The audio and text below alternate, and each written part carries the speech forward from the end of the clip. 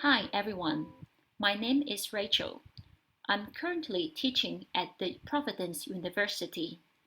I had worked in the hotel industry for many years. This photo was taken when I was a manager at the Tempest Hotel in Taichung. This photo was taken when my students won awards at competitions. Every student dressed up very formally. Today, I would like to share with everyone the topic of the etiquette of a receptionist. Because a receptionist is the face of a hotel, this role is very important. Hi everyone. Today, the topic we are going to talk about is the etiquette of a receptionist. Why is etiquette so important? As we know, the receptionist is the face of a company.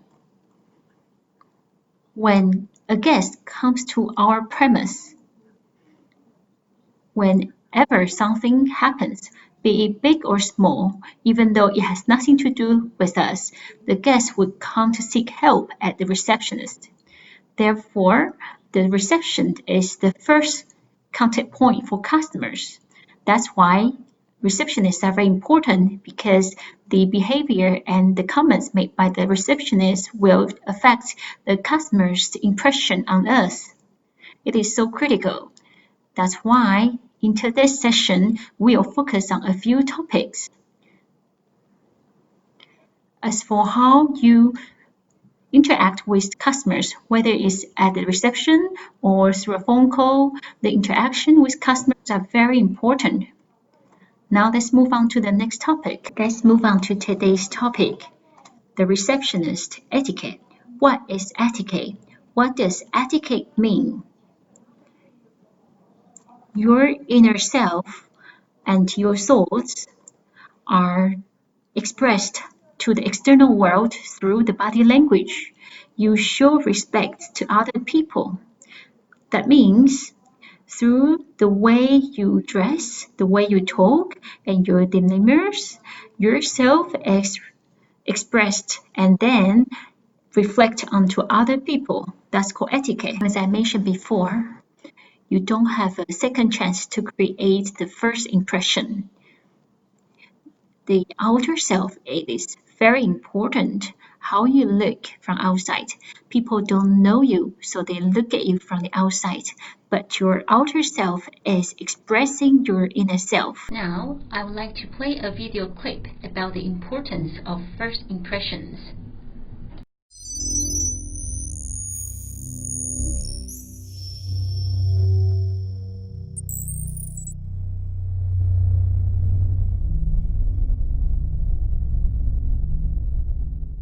Good morning, ladies and gentlemen. I'm very happy to be here. And I just want to start off by saying I really, truly appreciate all of you coming here and spending the day with us. I think that together, we're going to have a great day full of great talks. Before I get into my talk, I just want to ask you a quick question, if I may. Have you started to form a first impression about me? Probably you have, right? I mean, we all do it, and we do it fairly quickly. So we know that first impressions are important. We don't always know exactly how to do it. Right now, I'm hoping that I'm making a good first impression. But many people ask, how? What's the magic? What's the formula? What's the framework? We don't always know. And so, myself as a communication coach and expert, I've researched this and I've taken it to heart to figure this out because I don't always make a good first impression either. It's a very interesting topic. So today I want to share with you my research notes on that subject. But before I do, I'd like to share just a couple quick stories. The first one is a story many years ago, but I never forgot it. I showed up to a business meeting, and I was 15 minutes late. Not on purpose, of course. And the individual wasn't there. I thought, okay, she's late too, no problem, it's all good. And I waited for 15 minutes, and I sent emails, and she didn't come. I found out later that she'd actually arrived and left. And she was not happy that I was not punctual. Now, to be honest with you, at that moment, I thought to myself, isn't that a little bit extreme? Isn't she a little bit of a jerk? But that's because I was thinking about it from my point of view and my relaxed attitude about time. And I wasn't thinking about it from her point of view. And that was one of my mistakes. I'll tell you another quick story. A number of years ago, I got a call from CRA, Canada Revenue Agency. And immediately I thought, oh my gosh, is there something wrong with my taxes or what's going on? But actually, no. They wanted to hire me to work with one of their senior auditors. See, the senior auditor, he was very educated, he spoke 3 languages, he had great technique. He was a great auditor, and people didn't like him. And so, why? What was going on? What was happening was he would show up to these auditing events, and he didn't want to make eye contact, didn't want to smile and make handshakes, certainly didn't want to have small talk. He was all business. Well, the other people that were showing up felt, my gosh, he's cold, he's mean, he's judging us already. The feeling was they were guilty before innocence, especially when it came to their taxes. And they felt this is not fair, so they were going to his superior, they were complaining, we want a new auditor, this guy's not going to treat us fairly. And so I worked with this gentleman for a few months. We made some progress for sure. The interesting thing was, if you think about it, from a certain point of view, from his point of view, he wasn't exactly incorrect. I mean, let's face it, he wasn't being paid to make friends. He was being paid to do a very high-level job for a very high-level organization. So from a certain point of view, he was correct. What he was missing was that we humans like to connect. We like to feel comfortable. We like to feel safe and secure, and we want to feel fair. And that's the part he was missing, and we worked with him to help him out a little bit with that. So first impressions definitely are something that last a long time. And my subject today is the long life of first impressions.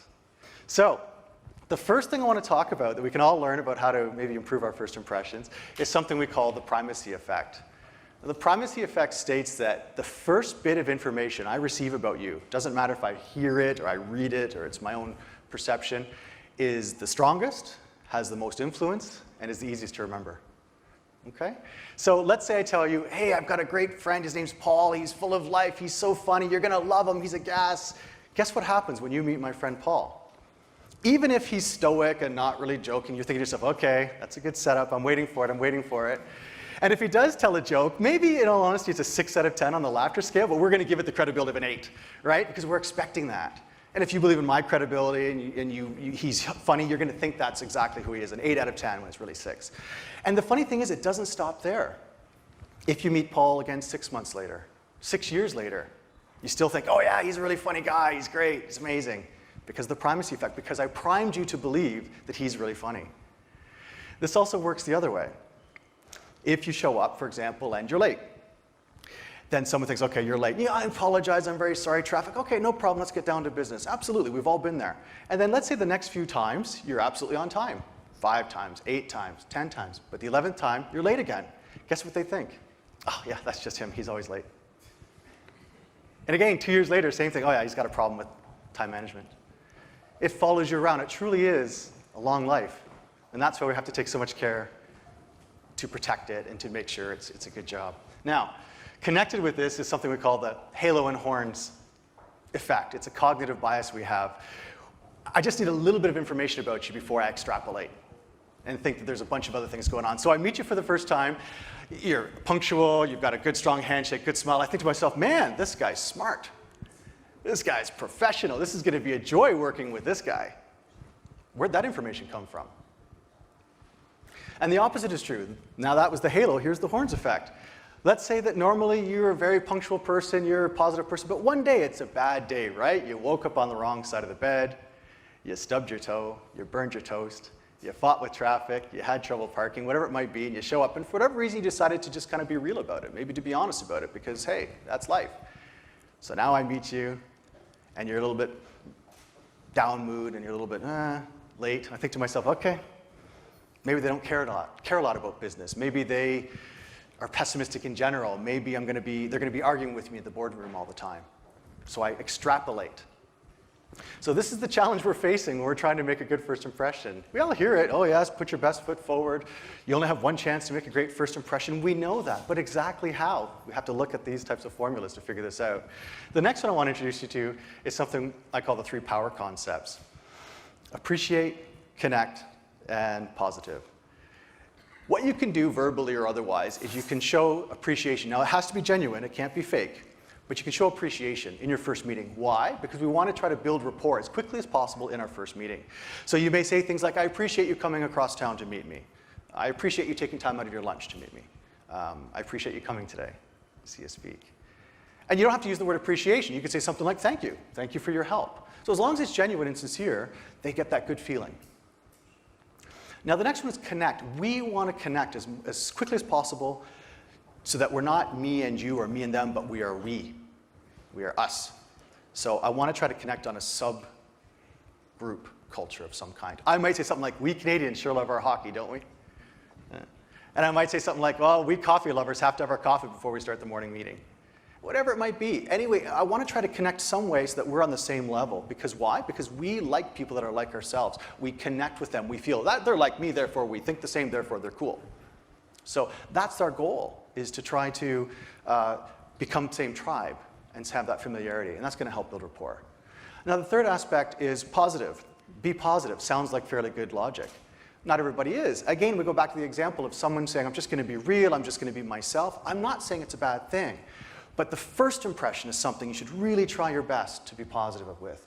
To kind of hide those inner feelings if you're not having the greatest day. To not, if you fought traffic, someone says, did you have any trouble finding the place? No, I didn't. It's all good. At least for the first impression. Why? Because if you make a positive first impression this time, a few times down the road, you can absolutely screw up, no problem, okay? Because they believe you're a good person, you're on time, so you can actually be yourself a little bit later on down the road. No problem, no problem. But manage your first impression wisely. The next thing. You may have heard about this, especially if you're in any type of communications or training world, this so-called 738-55 rule. And I put it in quotations because it's actually not a rule at all. It's a misnomer, it's a myth. The general idea is that 7% of our communication is verbal, coming through the words, 38% is your voice tone, and 55% is body language. And this myth spread out, why? Because Dr. Albert Moravian, in 1967, did a couple studies at UCLA, and he had very specific agenda for these studies. He was measuring how attitudes and feelings are conveyed. Very small focus. And it was 20 people, they were college students, they were all female, they were looking at one word at a time, and he combined 2 studies into one to come up with this formula. Okay? So I'm not blaming him because he never intended it to be for a mass idea, but what we have done, because I got into popular culture, we have all taken this formula and just said, well, that means all communication is 738-55. And so we have to be careful about that because that's not true. But we like formulas, don't we? I mean, how many times have you adjusted the Pareto principle to your life, the 80-20 rule? So when we get these formulas, they're easy to remember. We understand that everyone wants to use them. So what we can take from this, though, and what I've taken from this through my research, is not to really focus on the numbers, because they'll change depending on the circumstances, but to look at there are 3 modes of communication, what I call the 3 V's. Now that's something we can sink our teeth into. Verbal, vocal, visual. Easy to remember. Verbal communication is my words, my grammar, syntax, slang. Vocal communication is my paralanguage. It's the rhythm, speed, volume, intonation, pacing, basically how I'm saying things, my delivery method. And visual communication, yes, it's body language. But it's not just body language. It's not just facial gestures. It's everything from micro-expressions to clothing, makeup, jewelry, whatever they see. What kind of smartphone you have, what kind of computer you have, your car if it's visible. If you're inviting someone to your office, how is your office set up? Do you have a messy desk or a clean desk? Do you have a great wall of china of textbooks that show your authority or create a barrier or not? Do you have certificates on the back wall showing you're an expert of your industry or not? Is my chair high and yours is low? That's an old trick. So these are different ways that we're giving this message so we can see the power of this. So what can we do with this 3 V's of communication? What we can do is we can say, okay, I kind of get how this works. I want to plan as best as I can my first impression. So I want you to reverse engineer it. So you've got the important meeting, the date, the presentation, interview, whatever it might be, and you ask yourself ahead of time, how would I like to be for my first impression? Well, for example, I want to be confident. I want to be trustworthy. I want to be positive, for example. So we'll just take one of those, confidence. It's a popular topic. So let's look at the 3 V's. Verbally. So a confident person, probably they're going to say things like, I am, I will, yes, we can. And they're probably not going to say things like, well, I'm not sure, maybe, let me get back to you, sort of. And vocally, they're probably going to say things like, very strong, medium volume, medium speed. They're probably going to not interrupt their sentences with kind of trailing off. They're probably not going to do that. They're going to speak with authority. Makes sense. Visually, what do we imagine a confident speaker is like? Probably good posture, good eye contact, good flowing symmetrical gestures from the midpoint that are soothing and relaxing. They're probably not going to be lack of eye contact and fidgeting a lot, right? And maybe kind of an off balance. You know, people get nervous and they start dancing on stage. You ever seen this? It happens. It's a nervous gesture. So that's not what we expect. So we can plan this, the 3 V's, to reverse engineer our situation we want to present. And that's what we can do. It's a fairly easy thing to do. Now, if we synchronize it, and here's the key, if we synchronize it so it's congruent, we get our 4th V, the vibe. The vibe is that je ne sais quoi. It's what we feel when we just meet someone. You're like, yeah, you met that guy. I really like that guy. Someone says, why? What did he say? What did he do? You're like, I don't know. I just like him. Got a good feeling. We do some good business together. Right? You meet someone else. You're like, I don't like that guy. Like, danger, danger. I don't trust that guy. Someone says, why? What did he say? What did he do? You go, I don't know. Just don't like him. It's my gut intuition. So we all get this vibe from people, which makes our snap first impressions. That's definitely real. So what we want to do is we want to synchronize those 3 V's to have a solid, clear first impression. That's what we want to do. Now, the vibe is something that we can play with a little bit. Sometimes we can intentionally send a certain vibe. That's fine. But I want you to remember 2 key defaults of all this stuff. And the one is that the nonverbal communication trumps verbal communication every time. Every time. So the last 2 V's, the vocal and visual communication, trump verbal every single time. So if we send a mixed message, we can do it accidentally or on purpose. For example, on purpose, I say to my friend, shut up, shut up. Is he mad at me? Of course not. But why? My words were so aggressive, so rude. Because he knows from my nonverbal communication, I'm joking. I have soft nonverbal communication, I'm smiling, all that stuff. So that's an intentional one.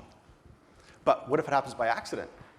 You know, let's say a salesperson's trying to sell you a great product or service and they're telling you how wonderful it is, the words are great, but once again, there's a bit of disconnect. Their body language is a bit shaky, they're doing some nervous gestures, maybe they're not making eye contact, who knows what, and you're getting that kind of, that message going, something's wrong here. Because why? We always trust the nonverbal every time over the verbal. That's one default you have to remember. And the second default you have to remember, we default to the negative. We are cynical creatures. It's a survival mechanism left over from the days of evolution where we thought better to be safe than sorry. Run now, figure out later if that was a saber-toothed tiger or not. So when we get a mixed message and something goes off and the danger happens, we don't think, oh, well, I'm just going to trust them automatically. No, it's the opposite. We get cynical. We get suspicious. And then they truly are guilty until proven innocent. Now they have to win our trust. Okay, this is something we have to be careful of. And this is probably what happened with our CRA gentleman. Is that even though probably verbally he was saying all the right things, but there was a mixed message and people felt, you know, this is not good. Okay? So I think that the research shows that we do have some power over the first impressions. It's not always easy. We all struggle with it. But I think that if we use some of these tips and techniques and we try our best to put our best foot forward, I think that we can affect a decent first impression. And then we can be ourselves afterwards. So I hope today that I've taught you a few things that you can try today at this event, or you can try going forward, and that you have a great first impression, because as you know, it has a long life. Thank you very much for your attention.